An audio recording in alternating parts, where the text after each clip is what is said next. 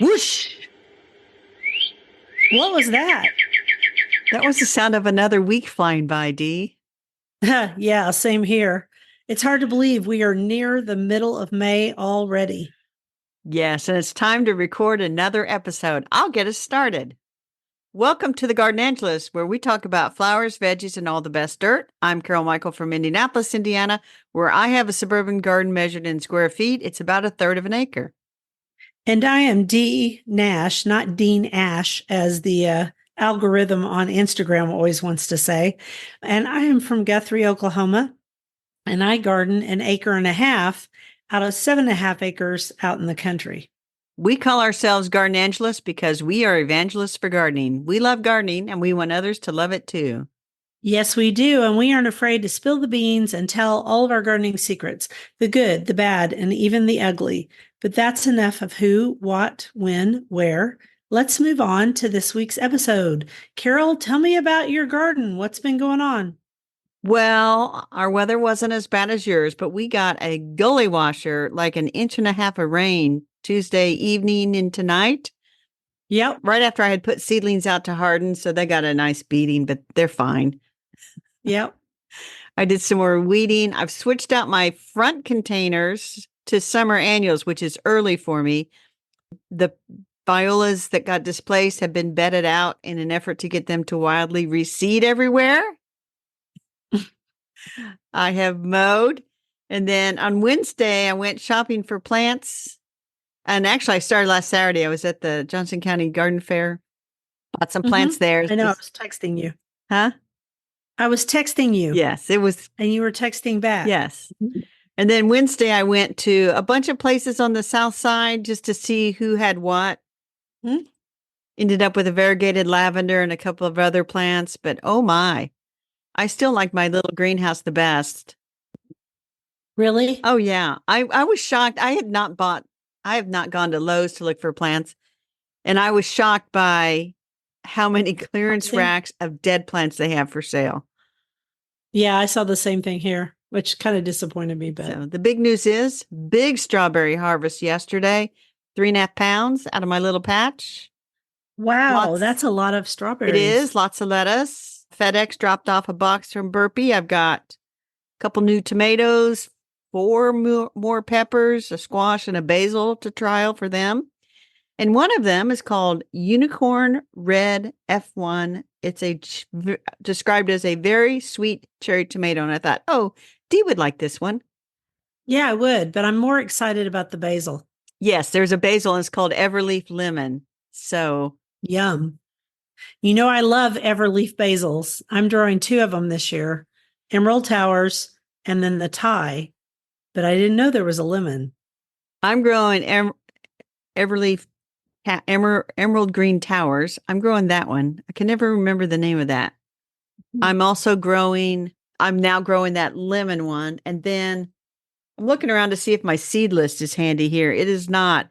It seems like I know I have about 5 varieties of basil that I'm growing for some insane reason. But what about your garden? Me too. I'm growing a lot of basil this year and a lot of sweet cherry tomatoes. Not as much as what's going on in yours. We had rain like several times this past week, and then we had tornadoes. And one of them came within 2 miles of my house in the middle of the night. It was like 10:30. And honestly, I was asleep because it had looked like everything was going to just go around us. And then it built back up, which is unusual. And I woke at about 10:30, 10:15, and my trees outside were doing the wave, as I like to call it. Yeah. And I have great big trees, so that's pretty harsh winds. And I actually just thought to myself, I could get up and go look at the weather. And then I thought, no, I'm going to go back to sleep. So I went back to sleep. And then the next morning, everything was all a Twitter on Facebook of people going, oh my gosh, that tornado was right over by you. And I was like, well, kind of. I mean, it actually went west of me, which they usually do. Yeah. So I wasn't too worried about it. And then people are going to write in and go, Dee is crazy because she doesn't worry about tornadoes. Here's the thing. Tornadoes, you usually know where they're going. They have a very small swath. They're gone pretty fast, unless we have one of those nights where one goes all across the United States. I mean, all across our state. I think fire is scarier, but that's just me. And then I also worked outside yesterday, which is Thursday, because we're recording this on a Friday. And I mulched my cut flowers and I transplanted some of the zinnias who had, we've been getting such torrential rain that even in raised beds, they are washing down to the edge of the raised bed and sprouting there. So I transplanted them over. And when you do that, as you know, you have to water them in really good. And you want to do it on kind of a cool day because they don't like it. They do But you know not. what? I think they're fine. And then let's see. I also transplanted some Verbena bonariensis that had self-sown all over into other parts. I put it in other parts of the garden instead of just the cut flower beds. And then I sowed some more zinnia seed where some didn't come up or washed away. And then I also I forgot that I had sown some Cleome seeds outside, which I never do. I usually do them indoors and transplant them, or I go by the Proven Winners Senorita Rosalita and just don't worry about it. But Right. this year I'm growing some pink and white ones. So I need to thin those. But anyway, it was kind of exciting to see them just come up and Cool. surprise. And then also, this is in connection with the garden. I hurt my knee. I know. I probably have a meniscus tear, but it's a lot better. And I've been doing muscle strengthening exercises on my knee each day. So because you have to save your knees, you have to strengthen the muscles around your knees, like your quads. Right. So I've been doing that with the help of YouTube, various physical therapists and doctors are on there. So that's nice. And then, oh, this is exciting. For Mother's Day, Bill said that I could order myself some more of those Vago, however you pronounce it, beds Cool. to go with my others because I still have room. And I'm really enjoying the whole vegetable gardening experience this year. And I like those metal beds. And there's several brands that carry them. Botanical Interest carries Epic. Right. Isn't that what they're called? Gardening beds? No, that's not Or they have Birdie. another name? I think they're called Birdie.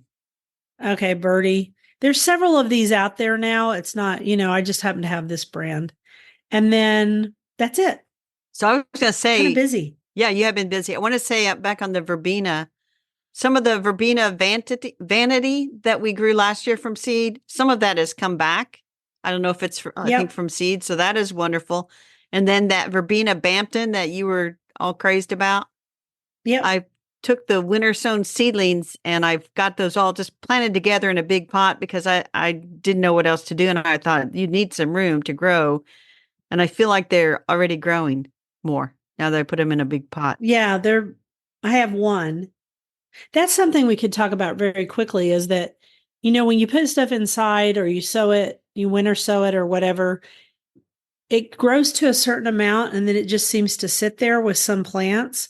But then as soon as you move them outdoors where they get real sunlight, real dirt, they grow differently and fast because I've noticed that with some stuff that I've grown, like Tithonia, for example. Yeah. Now, these were sown outside as winter sown, but once I got them out of that little winter sown container. Pot. Yeah. Yeah, I don't think it matters so much. I think it might be because they're crowded and because they're in potting soil. Could be. We'll see. Maybe. I don't know. So what's your favorite this week? Let's play favorites. So my favorite this week is the wisteria back by my vegetable garden cathedral. I have a arbor thing and it grows up there and I keep it somewhat cut back so it doesn't sprawl all over everything. And it is a vine and it is a heavy vine. But it is a heavy vine. Beautiful, beautiful, beautiful. And we'll talk more about it in a minute. So you want me to say my favorite? Of course I do. The larkspur is growing abundantly and beautiful, and it took me years to get it started. But larkspur, Verbena bonariensis, what's the other one that I can't think of right now? There's a whole group of plants, and if you can ever get them started in your garden, I think Dara is like that. Columbine is another one. If you can get them started, then they'll just come back year after year. And that's where my larkspur is now. And it's the most beautiful. People tell me it's purple. To me, it looks kind of bluish purple. It's just beautiful. So that's my favorite. Very good. Well, let's do the question of the week. So the question of the week has to do with your American wisteria. Yeah, I posted about save or savor, kind of going off that quote, I think from last week from E.B. Yep. White. And I mentioned I had an American wisteria. And so reader wrote me an email and said, I didn't know there was an American wisteria. I've been avoiding wisteria because I've heard it can be, aggressive, evasive, all that. And I was like, oh, yeah. And that's the one you want to plant. And I gave her the botanical name, and she is off Mhm. and running, as they say. Yeah. So American wisteria, and there's a selection too that's called Amethyst Falls, but it's Wisteria frutescens. But there's two American wisterias that I know of. Right? I don't know if Kentucky wisteria is hardy in Indiana. We would have to look that I up. think it is. You keep talking and I'll So look it up. Kentucky wisteria is Wisteria macrostachya. And macrostachya, I said it wrong. I grow both of these. I grow the regular Wisteria frutescens and I grow Kentucky wisteria. Here's what I'll say is different about them in my garden. Wisteria frutescens is a little more aggressive than the Kentucky wisteria. It took a long time for my Kentucky wisteria to get going from a fairly medium-sized plant. It blooms later than American wisteria, and the color is slightly different. But if you saw the two of them in a garden, you would be hard pressed to tell the difference, in my opinion. I just know because I planted them differently. I just looked it up on Missouri Botanical Garden, and it says at one time the Kentucky wisteria was actually considered to be like a variation of the American wisteria, and now they've got them sorted out. Kentucky wisteria is hardy to zone 3.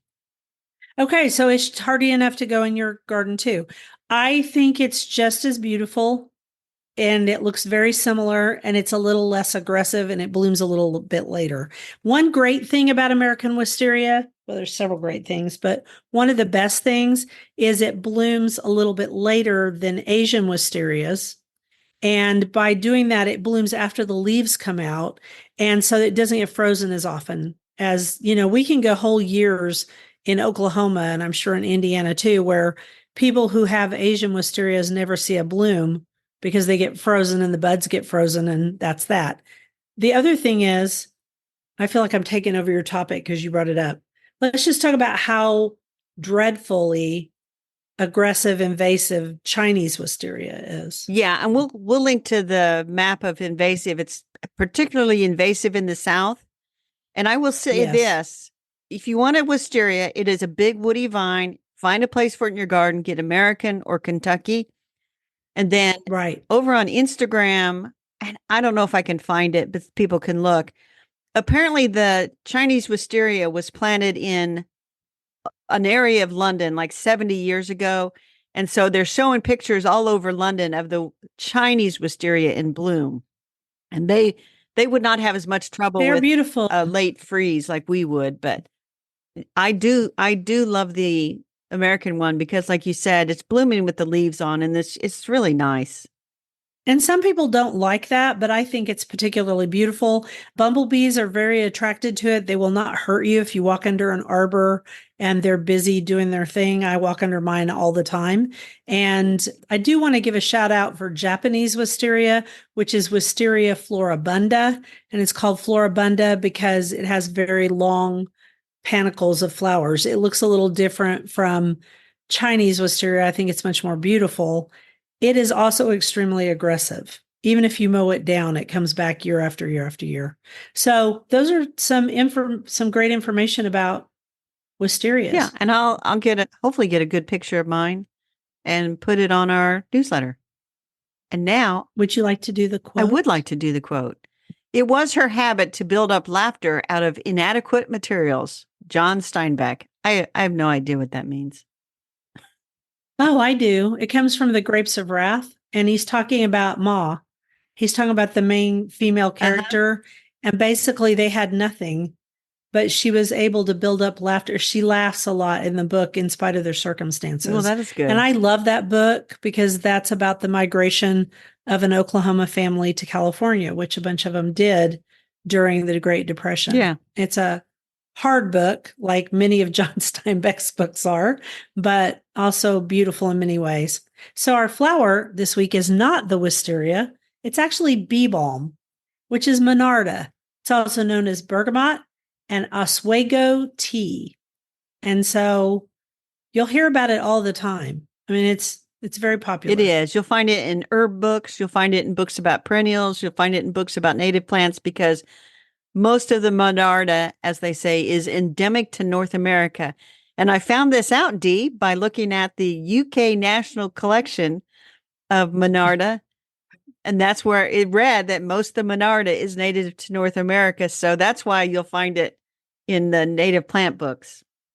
Right, because it is, especially Monarda fistulosa. And Monarda fistulosa is the native that is definitely in the prairies of Oklahoma. It grows wild up in my pasture and has since I let that pasture start to go back to its native plants.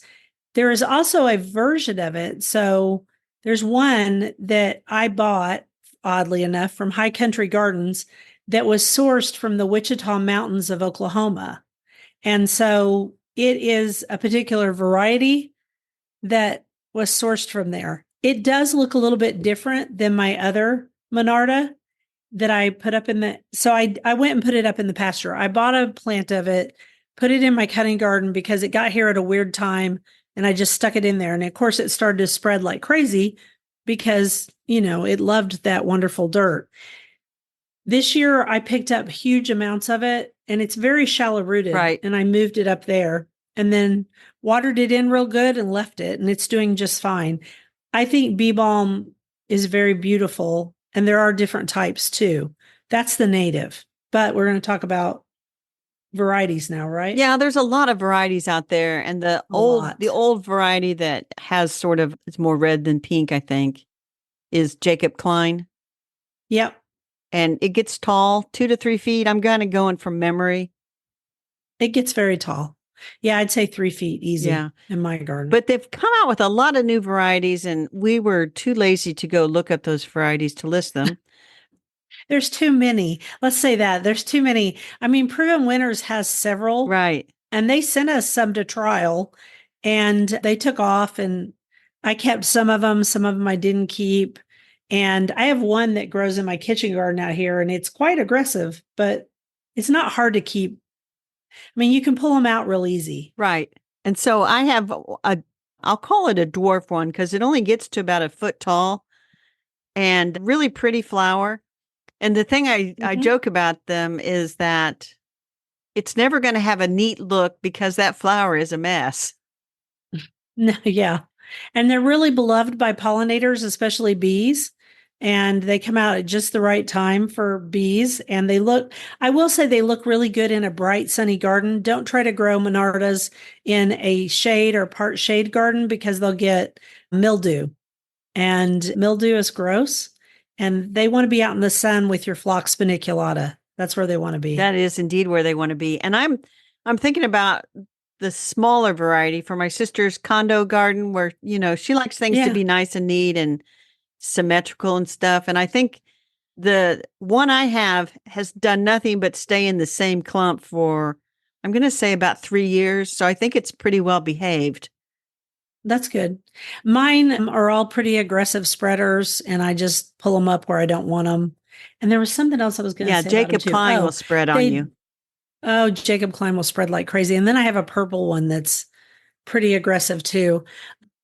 The cool thing about them is you don't want to try to grow them in well amended soil. No. They like well drained, although they don't mind clay either. But they really don't give them a lot of nitrogen because it's not good for them. It causes them to flop. Yeah, think about, out in the prairie and stuff. They're very shallow rooted. They don't need a lot to make them happy.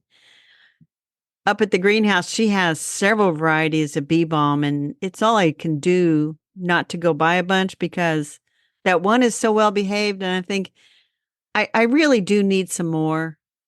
Do you? I think that I do. But then I thought, okay, why don't I plant out some of these seedlings that I winter sowed for Alaska daisies and clary sage and even some baby's breath. Why don't I get those planted and see where I've got some room? Yeah, do that. Because you know what? Sometimes you think you have room and then all of a sudden you don't have room. It seems like you have room and then you reach about this stage right now and I'm now starting into the editing back. Yes. You know what I mean? Yes. I'm not So quite there yet. there you I'm go. not quite there, but So you're not, you're behind me. You're at the stage I was a month ago. So check out your local garden centers. If you want the native varieties, check out your native plant nurseries because a lot of local garden centers will have the more named varieties, the fancier ones. right. If you can call Beebalm fancy. And then if you want native ones, I know Leah's Commonwealth has some because I saw it and I'm sure that some of the others are going to have it too. All right. So that is our flower, bee balm. Vegetable time. Do a quote. The garden suggests there might be a place where we can meet nature halfway. That's by Michael Pollan. I don't know which book it's from. Yes, and by meeting nature halfway, that'll play into our dirt a little bit. But you wanted to talk about beans again. Yeah, because I've been getting some questions about beans. And so we thought we'd just say something about them again. There's pole beans, bush beans. Which ones do you want to try to grow? I'm growing both this year. I am only growing bush beans. You should also mention that there are green beans, yellow beans, and purple beans. And we're talking about the pods. Yes, the pods, immature beans, as it were. And I see that when you were at the Seeds of Italy website, which I think you went there to get green bean seeds, or you went to No, get I went to get these specific seeds that I'm showing a picture of. because you're Which going we to might dry put this them. on our YouTube or something. Yeah, I'm going to let them dry on the pod and I'm going to actually try to grow them in my new containers. And these are the ones that I was tempted by because I watched Gardener's World and a guy in England grew them. And I thought if a guy in England can grow these Italian beans, one is Fagiolo Nano and the other one is Lupino. If he can grow those, it's Lupino albus, in fact.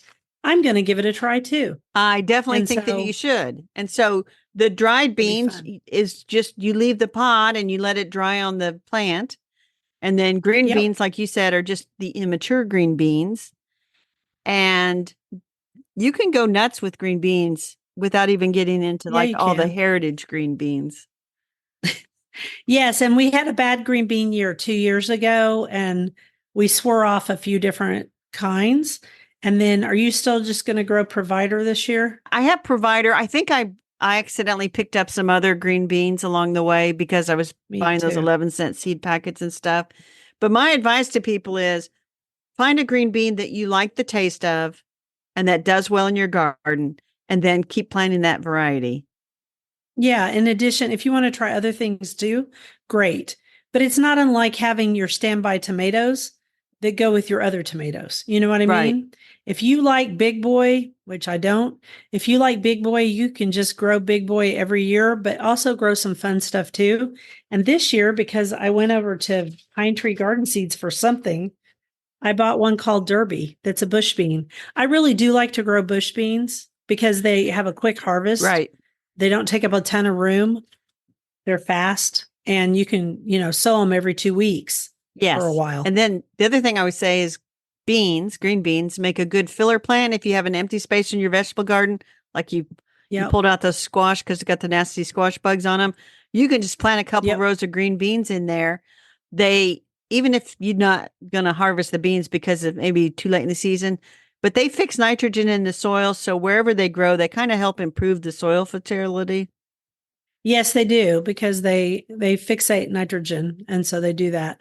I was looking at your rabbit information. It made me laugh Oh, it always because does. I thought about your fortress. Yes, I have yes, my fortress. So what it is I put a row of plastic forks along the rows of green beans when I plant them, and it's just enough of a barrier to keep the rabbits from nibbling off the seedlings just as they come up. Because you'll have these beautiful seedlings with these nice green leaves, two leaves on, opposite each other. Then you'll go out there the next morning and you'll just have this little nub of a stem with no leaves because they love to eat them. Yeah, who wouldn't? And then on top of that, I was going to say I have really been fighting cutworms.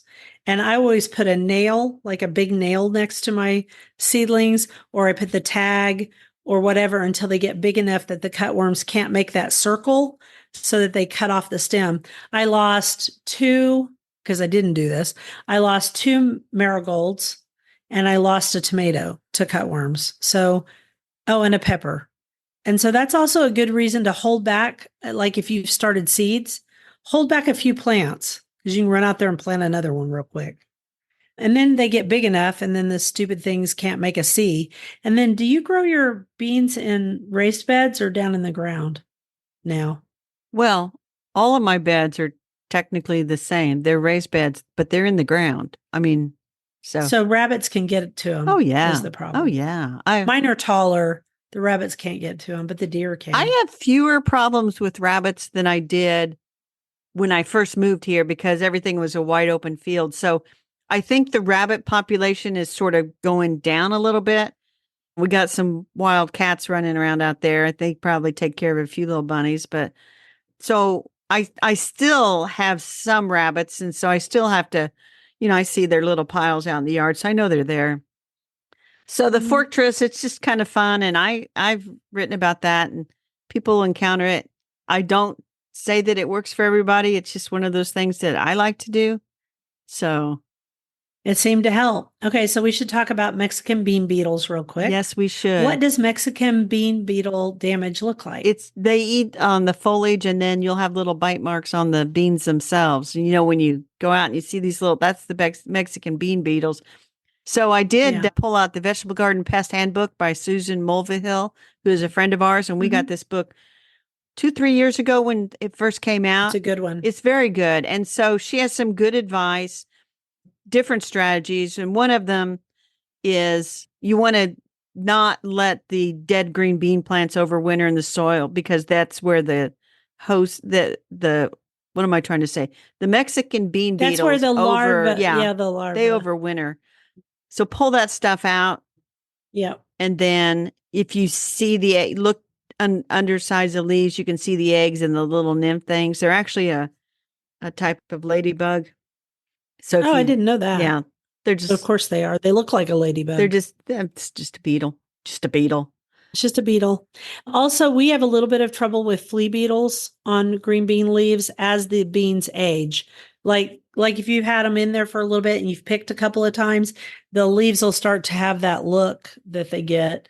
So I would not plant my green beans beside my eggplant, for example. Exactly. Because eggplant attracts those. And I have never seen flea beetles on my beans, but then again, I don't plant that much eggplant, so not a problem. Yeah, you're not a big fan.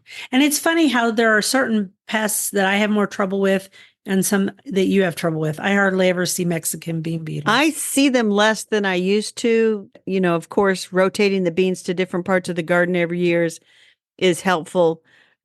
And then just be vigilant and watch for them. And if you see that they're really attacking a crop, it may be better to just pull that out with the larva attached and throw it away than to fight it and then go ahead and plant someplace else your next crop. Yep. Those are all good ideas. So there you go. You have to do the next quote because we're going to talk about our book. So we're done talking about green beans or beans in general. I think so. Until we talk about it at least for this year. Yeah. Who knows? Something could happen out there in green bean land and then we'll be like, oh, we got to talk about it again. Here's a quote. What on earth could be more luxurious than a sofa, a book, and a cup of coffee? Was ever anything so civil? And that is Anthony Trollope in the book called The Warden. That's all I know. So on the bookshelf this week, it was your idea. And I actually went out and bought this book, which I don't know where it is right now. Doesn't matter. You know more about this book than I do, but I bought it as a reference. It is called The Gardener's Guide to Prairie Plants by Neil, and I don't know if I'm pronouncing your name right or not, Neil, Dieball and Hillary Cox. And you found out about this book because... Well, I found out about this book. Hillary Cox used to live in Indianapolis. And so last month at Garden Club, she came with one of the Garden Club members because she was in town for the eclipse. Yep. Sarah is the other person. She said that Hillary had just written this book, and so Hillary was there, and I said, "Oh, I'll buy it." And so they ran out and got a copy, and she wrote to Carol, "Enjoyed your talk on women garden writers," because I did my Lost Ladies of Garden Writing, signed it. And it's, Yep. I'll tell you what, it is a comprehensive book. And let me just Very. tell you, they have the history and ecology of the prairie, understanding your soil, designing, planting, and maintaining prairie gardens. Then Right. they've got a field guide to a whole bunch of them, how to establish a successful prairie meadow. They have a chapter on burning your prairie safely, which I'm not planning to do Can that in my. can we tell can we talk a bit about why you burn your prairie? Sure. So you burn it because there are certain seeds, especially in prairies, that do not germinate without having been burned. And that's as much as I understand about it, other than I don't know if it's the heat or if it's the fact that the soil around them heats. I have no idea why. But after my prairie burned last March, not this March, but the March before in 2023, I noticed a lot of new plants in my prairie meadow up in the pasture, upper pasture. Right. And that's because it burned. And in fact, I went on the Oklahoma Native Plant Society and I said, I don't know this plant. It was a cute little yellow flower. And I said, but I'm going to guess that I've never seen it before because my prairie had never burned before. And about 5 people chimed in and said, yes, this particular plant does not germinate without fire. So interesting that they need to burn sometimes. And my friend Sandra Schwinn, who's from Tulsa, and she lives in a prairie meadow, they burn theirs every 2 to 3 years. Right. But you have to be really careful about it, and you better have a water truck or burn it on a day that's wet. Or, in fact, out in rural counties like mine, you can notify your volunteer fire department, and often they will say yay or nay about burning that Right. day. And they will come to you and they will often help you. Yes. Like they'll keep it wetted down. So that's all I got to say about that. Yeah, Go and ahead, they've back to got the a whole book. chapter on it that you could read about, and it talks about how to safely do burning, and it talks about if you can't burn, then the spring mowing. And part of it is it gets rid of invasive plants as well as, like you said, Yep. those plants that want to germinate after a fire. It's a Right. regular part of the ecology. But then, and really amazing is they have just a ton of plants that you can look up that are very interesting, and some that you never knew about. And they've got things like the Monarda is obviously interested in here, the native Monarda that grows in the prairie. Punctata is the one they Yeah. have. Yeah. We didn't talk about that one, but yes, Yeah. that's another one. So if you're going to grow any kind of a prairie garden or interested in that, this is an excellent reference to get. And I'll show you. This is a thick book. I mean, It's thick. I know. It's sitting on my coffee table. The other thing I wanted to say too is I think it is a great reference for if you want to start a meadow, because people reach out to me all the time and ask me about starting a meadow. It happens a lot. And I'm like, I think meadow gardening is one of the hardest things you can ever decide to do. And it takes a lot of, in my opinion, skill. And so I think having a good resource to help you along the way would be a great idea. It has taken me 5 years to get my meadow going. And it looks really good this year. I just went up yesterday and mowed the paths, which is why my voice is a little raspy this morning. And because right when I got up there, the wind started to blow. And I was like, really? Anyway, but I mowed all my paths because I don't like to walk through the meadow unless I have paths because of the snakes, right. because there could be snakes up there. So I was mowing along and I already see a whole bunch of new flowers this year because we've had rain. It's been a beautiful year. And the meadow's much more farther along. So I'm glad that you met this lady and I'm glad to have this book. Yes. And we should note, whether it makes a difference or not, Doug Tallamy has put a little blurb on the back, and James Nardi at Makes the a University of difference. Illinois has put a little blurb on the back. And that is The Gardener's Guide to Prairie Plants by Neil Dybel and Hilary Cox. And you can tell they put a lot of work into this. Yeah, I'm very impressed because it's not an easy topic. It is not. So anyway, that is our book, and now we're ready for a quote for the dirt. If spring came but once in a century instead of once a year, or burst forth with the sound of an earthquake and not in silence, what wonder and expectation there would be in all hearts to behold the miraculous change. And that is Henry Wadsworth Longfellow. Love it. So It true. is true. And I'll tell you this, Dee, when I was a working gal, we had this consultant who was coming up here from Florida every other Uh huh. week.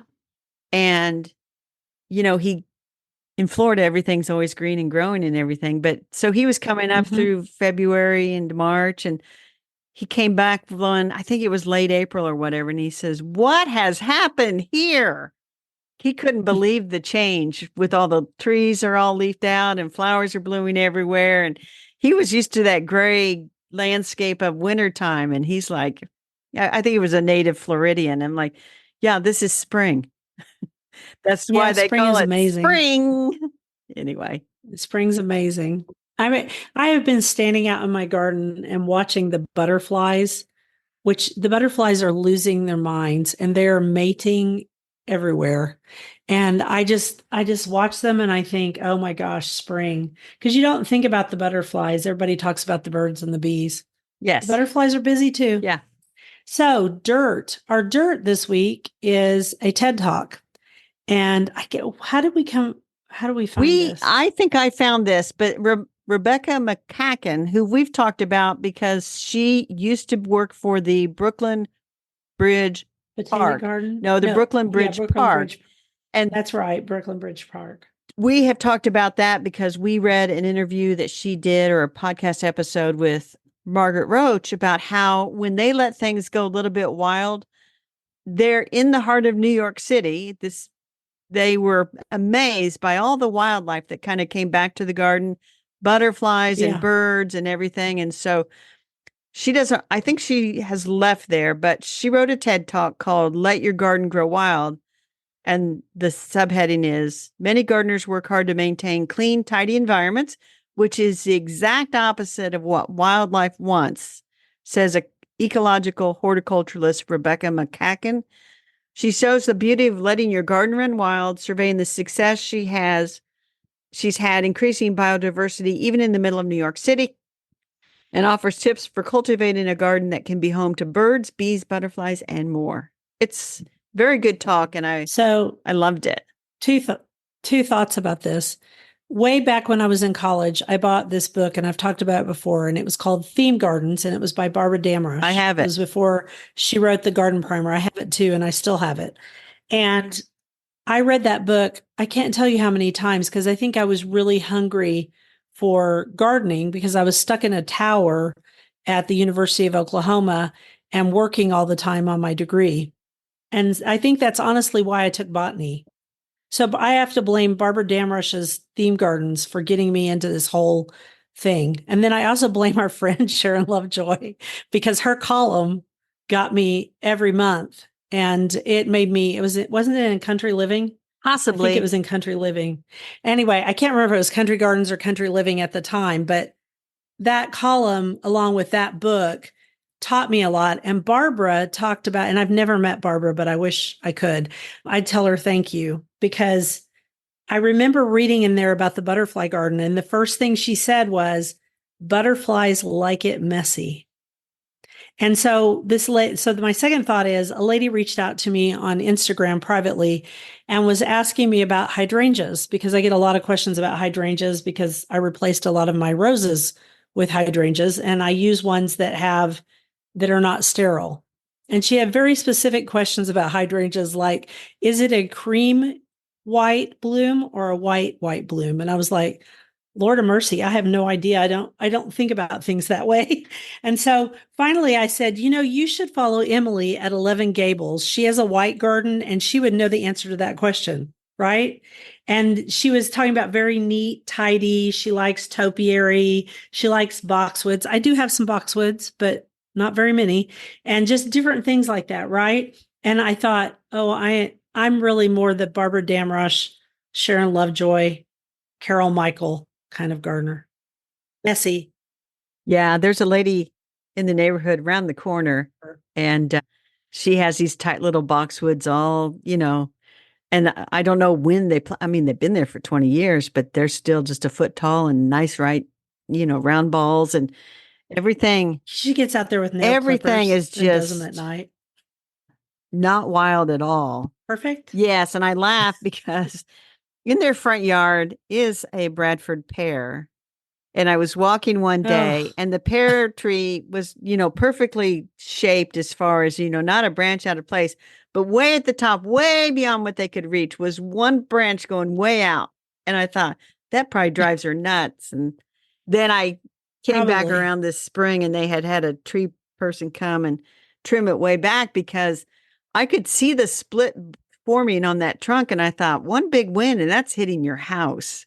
And the guy, he knew Yeah. that, the husband. But anyway, I digress. That is not the kind of garden either one of us have. No. No. And thank goodness I read those books when I was young. And thank goodness I read Sharon's her articles because she got me started. In fact, I'm trying to figure out where to put a sunflower house for a little Yeah. bit to see because Megan's backyard's going to be all torn up all summer. Well, for a little while. She's having some work done in the back. So that was our dirt, which actually expanded a lot more than I thought it would. And it's a TED talk called Let Your Garden Grow Or Wild. as Dee and Carol would say, be a little bit lazy. You don't have to have perfection out there. No. And the older I get and the more I can't keep up with it the way I did when I was younger, honestly, the better it looks. Yeah. Put a sharp edge on that bed and then whatever is in there, it was meant to be. I'll do the quote. The world's favorite season is the spring. All things seem possible in May. And that is Edwin Way Teal. So our rabbit holes, I'll do mine first and then I'll let you talk about somebody else who's cool. I've been working on my garden coaching page. We redid it. Katie redid it for me. Katie Elzer Peters. I'm going to give her a shout out. She did a great job with her team. And I also, yesterday, I was out working and I was wearing all of my insect shield clothing and was doing great. And then I went to a doctor's appointment yesterday afternoon and I looked at my wrist and there was the world's tiniest tick on my wrist. And what had happened was the tick got underneath the gauntlet of my glove. And so I pulled it off real quick and I don't even think it had much time to even bite me. So that's good news. And then, but here's the thing.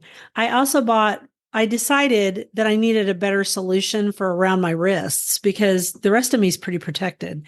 And I bought Farmer's Defense sleeves and and their gloves and I'm going to spray them with permethrin which will last through, I think, 10 washings.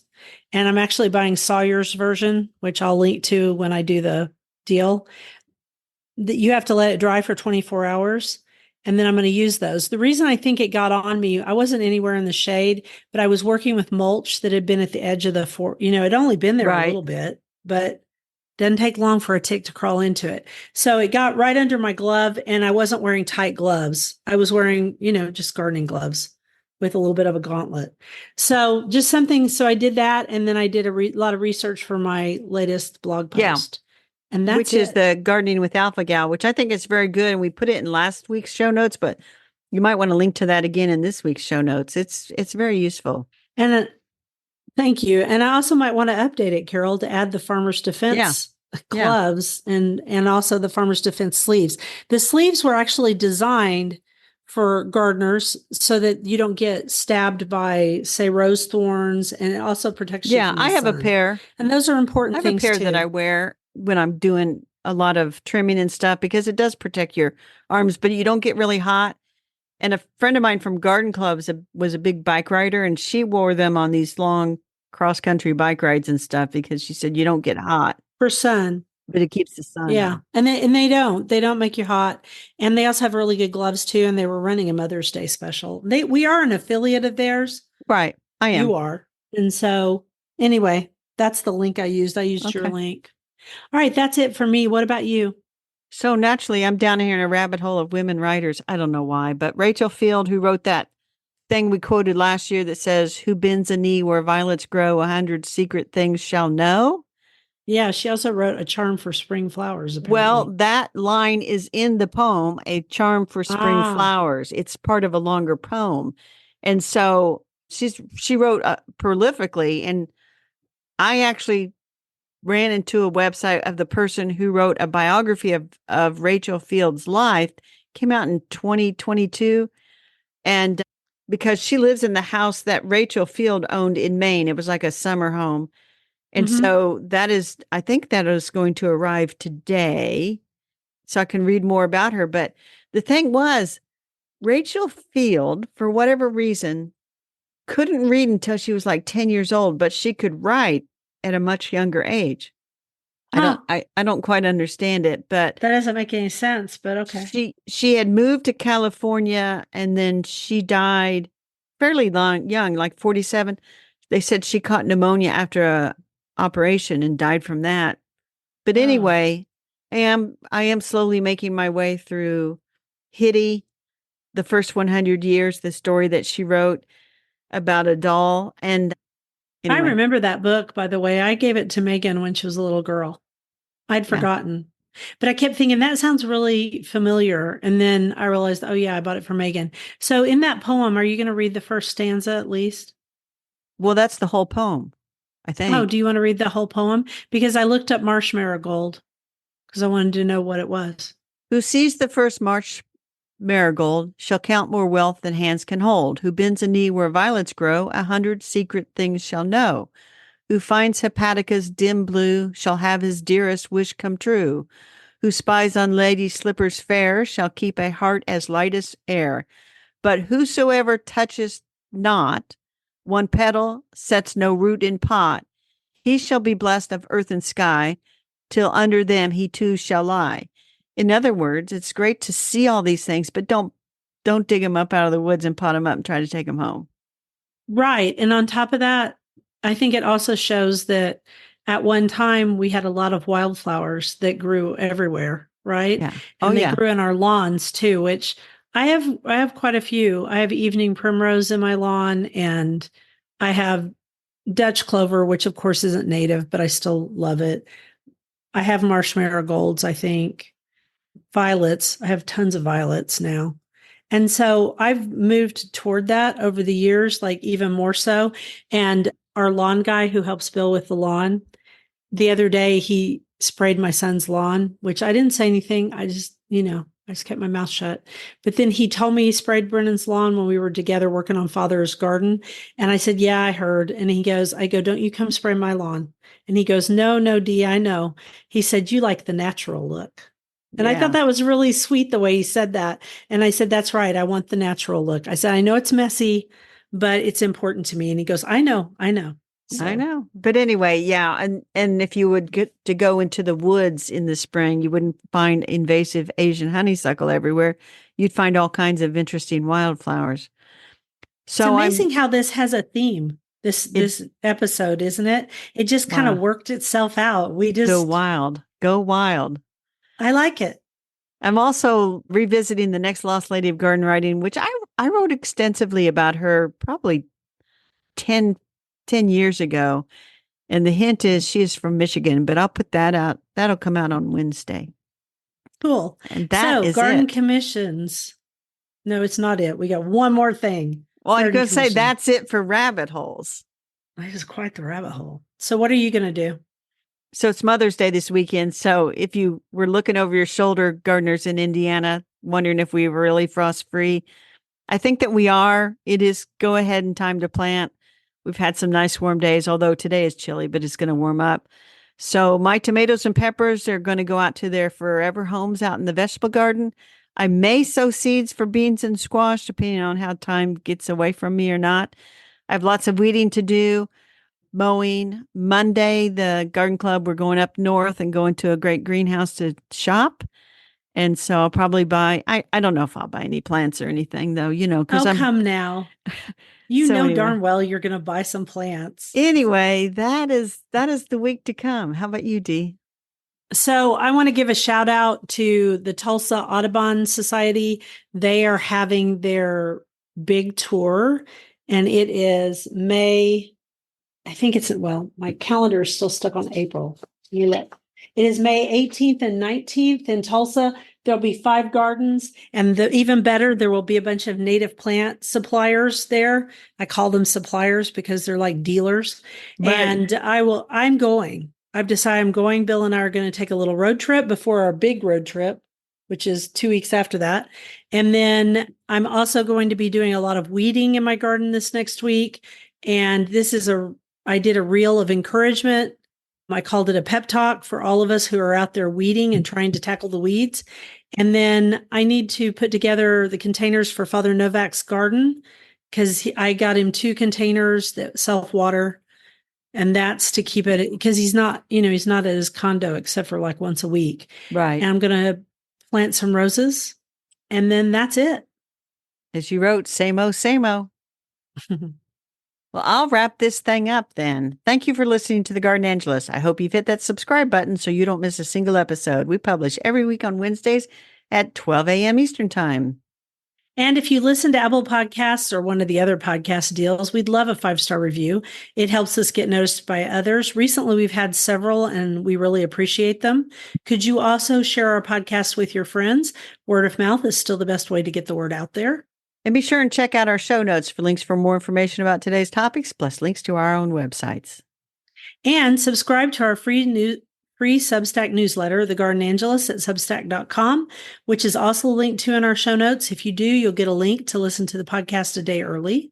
And if you want to help support us, use those affiliate links. If you buy something after clicking through on them, we're in a small commission and it costs you nothing.